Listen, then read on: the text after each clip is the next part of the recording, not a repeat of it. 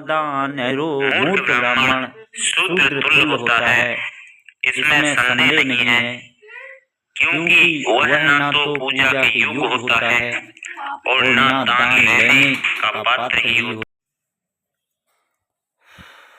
नमस्कार दोस्तों, मैं ब्रजेश विश्वकर्मा आपका स्वागत करता हूं अपना यूट्यूब चैनल सदकवि करुणामय में। दोस्तों, आज जिस मुद्दे पे मैं बात करने वाला हूं वो है रामचरितमानस से और ब्राह्मण के विषय में, ब्राह्मण शब्द के विषय में चर्चा करने वाला हूं। आप इस वीडियो को पूरा देखिए और छोड़ के ना जाइए। बस निवेदन आपसे है कि आप बीच में छोड़ के ना जाइए।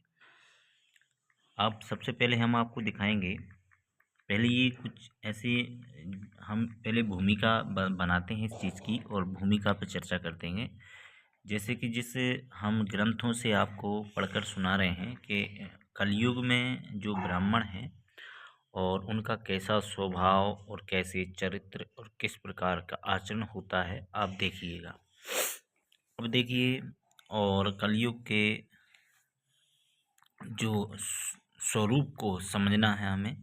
कलयुग में कितना पाप का प्रभाव होता है और सबकी मति काल के अधीन होती है। सब काल के अधीन रह के ही सारे काम करते हैं।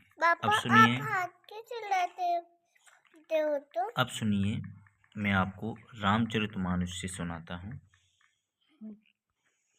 ये है रामचरितमानस और टीका है गोरखपुर से प्रकाशन इसका। हम आपको रामचरितमानस 1000 पृष्ठ और हम चल रहे हैं उत्तरकांड पे। इसमें आप देखिए क्या पढ़ेंगे। सबसे पहले हम दोहा पढ़ते हैं 97। भय लोग सब मोहे बस, लोभ गिराशे शुभ कर्म, सुन हरि जान ज्ञान निधि, कहूँ कछु के कलि धर्म।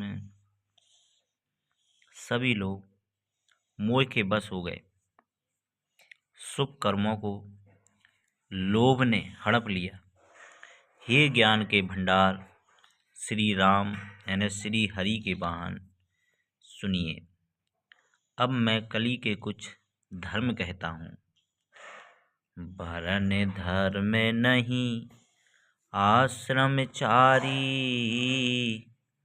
सुरति विरोध रत सब नर नारी, दुज सुति बेचक भूप प्रजासन, कोई नहीं मान निगम अनुशासन। कलयुग में ना वर्ण धर्म रहता है, ना चारों आश्रम रहते हैं। सब स्त्री पुरुष वेद के विरोध में लगे रहते हैं। ब्राह्मण वेदों को बेचने वाले और राजा प्रजा को खा डालने वाले होते हैं। वेद की कोई आज्ञा नहीं मानता।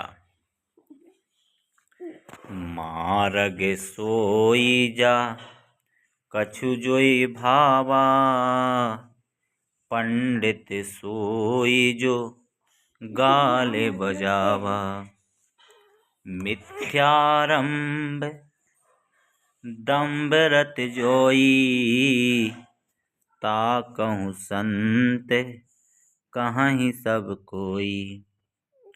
जिसको जो अच्छा लग जाए वही मार्ग है, जो डींग मारता है वही पंडित है, जो मिथ्या आरंभ करता है आडंबर रचता है, और जो दम्भ में रत है उसी को सब कोई संत कहते हैं।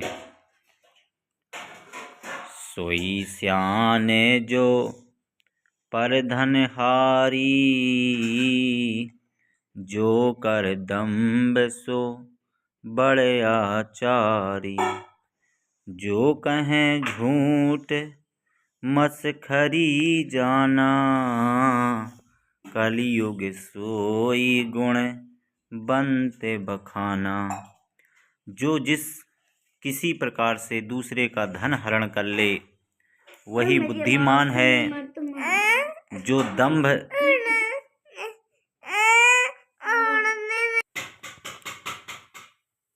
सोई सियान जो परदनहारी, जो कर दंभ सो बड़े आचारी।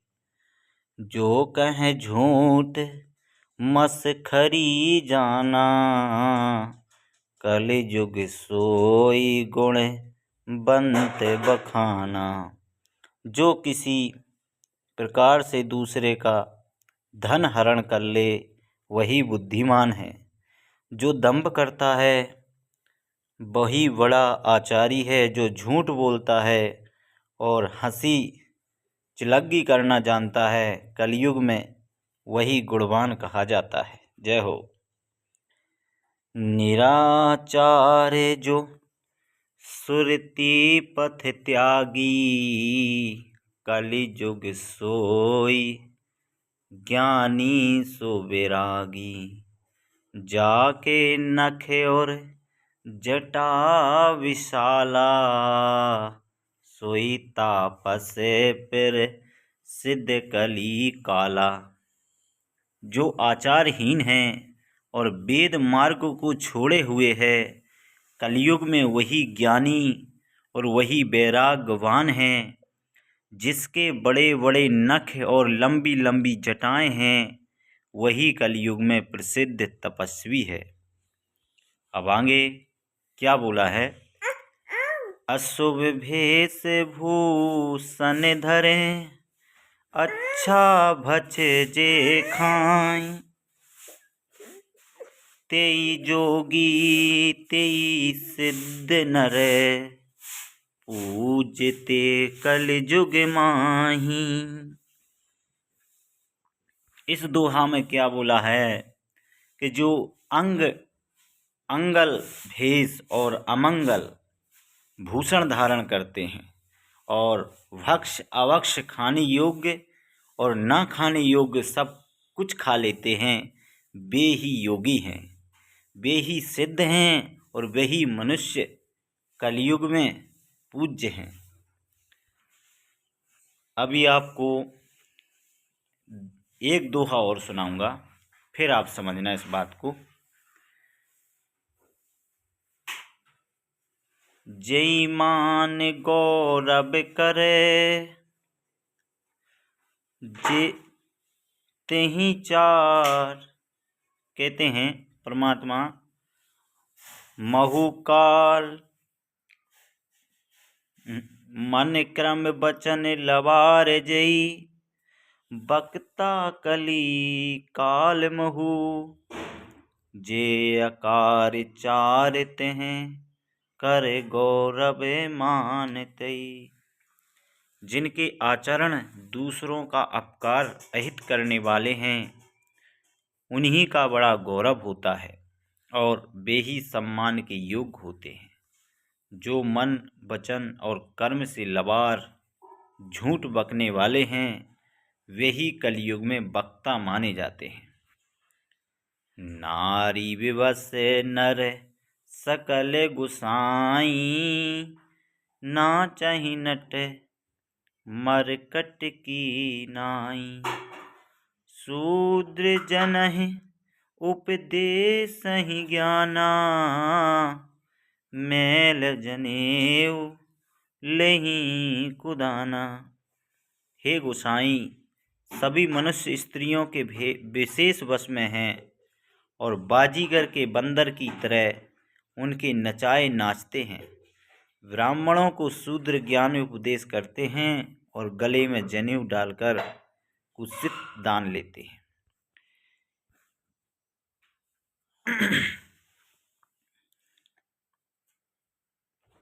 अभी आपको हमने श्री रामचरितमानस से उत्तर कांड से और 97 दोहा के नीचे की सारी चौपाइयाँ पढ़ के सुनाई और 1000 पृष्ठ रामचरितमानस और गीता पुरुष गोरखपुर से। अब आपको श्रीमद् देवी भागवत महापुराण प्रथम खंड सचित्र सरल हिंदी व्याख्या सहित आपको सुनाएंगे। ये गीता पुरुष गोरखपुर से प्रकाशन है। अब आप जाइए इसके पृष्ठ। अब आप 290 पृष्ठ पर श्रीमद् देवी भागवत संस्कृत पढ़ेंगे। पशुवत्सोद्रो वाचयो नायुग कर्मानशु किम करोमहि मूर्खिणा सुतेतृणदुजत्तमः यथा शूद्रस्थः मूर्खो ब्राह्मणो नास्त्र संशयः न पूजर्हो न दानिर्हो निधन्यश्च सर्वकर्मेषु देशे वसमानश्च ब्राह्मणो देववर्जितः करदः शूद्रश्च यो मनन्त्वा सा च भूर्भुजः नासनते पितृकार्येषु देवकार्येषु साधुजः मूर्खः समुप्योश्च कार्यस्य फलमिच्छितः राज्यः शूद्रो समोः ज्ञो नायुः शर्मिकेषु कर्षस्तु दुजा कार्यो ब्राह्मणो वेदवर्जितः बिना विप्रेण कर्तव्यं श्राद्धव्यं कुछ चेष्टचो न तु विप्रेण मूर्खणा श्राद्धं करेयं कदाचन आहारदत्यप्तं चान्यं न दातव्यं पंडिते दाता नरकामाप्नोति गृहीतः तु विशेषतः धिग्रुजं तस्य राज्ञो वेद यस्य देशे यौदः जन पूजन्ते ब्राह्मणा मूर्खं दानमानिद्यो कैरपि आसने पूजने दाने यत्र भेदो न चाडपि मूर्ख पंडितो भेद्रो ज्ञानत्यो बुद्धेन बेह मूर्खं यत्र सुगृणष्ठ दानमान परिगृहे तस्मिन् देशे न वाक्यं पंडितेन कथंचिते अस्ता। अब आपको इसका हिंदी सुनाएंगे। हिंदी क्या है, सबसे पहले हम 32वें श्लोक को जाएंगे। पशुवच्छूद्रो वच्यो न योगः सर्वकामेषु किं करोमि मूर्खेण पुत्रेण दुजत्तमा। वह पशु एक शूद्र के समान सभी कार्यों में आरोग्य माना जाता है, अतः हे विप्रपर, मूर्ख पुत्र को लेकर मैं क्या करूँगा। अब आपको 33वां श्लोक। यथा शूद्रस्था मूर्खो ब्राह्मणो नात्र संशयः न पूज्यो न दानरो निधन्यश्च सर्वकर्मेषु। मूर्ख ब्राह्मण शूद्र तुल्य होता है, इसमें संदेह नहीं है, क्योंकि वह न तो पूजा के योग्य होता है और न दान लेने का पात्र ही होता है, वह सब कार्यों में निधन होता है। देशे देशे विवस्मानश्च ब्राह्मणो वेदवर्जितः कर्दः शूद्रश्चयो मनत्या सा च भूभुजः। किसी देश में रहता हुआ वेद शास्त्र विहीन ब्राह्मण कर देने वाले शूद्र की भांति एक राजा के द्वारा समझा जाना चाहिए। नास्ते पितृकार्येषु देवकार्येषु साधुजः मूर्खः समुपयोच्च कार्यस्य फलमिच्छता। फल की इच्छा रखने वाले पुरुष को चाहिए कि देव तथा पितरों के कार्य अवसर पर उस मूर्ख ब्राह्मण को आसन पर ना बैठाएं। राज्ञा शूद्रसमोह ज्ञयो न योगः सर्वकर्मसु कर्षणस्तु दुजाकार्यो ब्राह्मणो वेदवर्जिता। राजा भी वेद विहीन ब्राह्मण को शूद्र के समान समझे और उसे शुभ कार्यों में नियुक्त न करे, बल्कि उसे कृषि के काम में ही लगा दे। बिना विप्रेण कर्तव्यम श्राद्धम कुशलटेन वे ना तो विप्रेण मूर्खिणा श्राद्धम कार्यम कदाचन। ब्राह्मण के अभाव में कुश के चट से स्वयं श्राद्ध कार्य कर लेना ठीक है, किंतु मूर्ख ब्राह्मण से कभी भी श्राद्ध कार्य नहीं कराना चाहिए।